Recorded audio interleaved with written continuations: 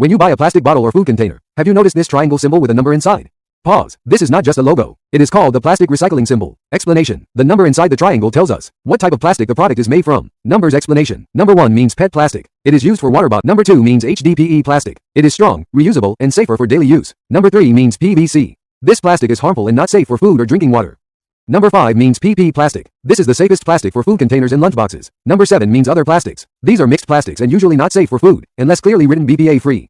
Message. Before buying any plastic product, always check the triangle symbol. Ending. Small awareness can protect your health and save the environment. Thank you.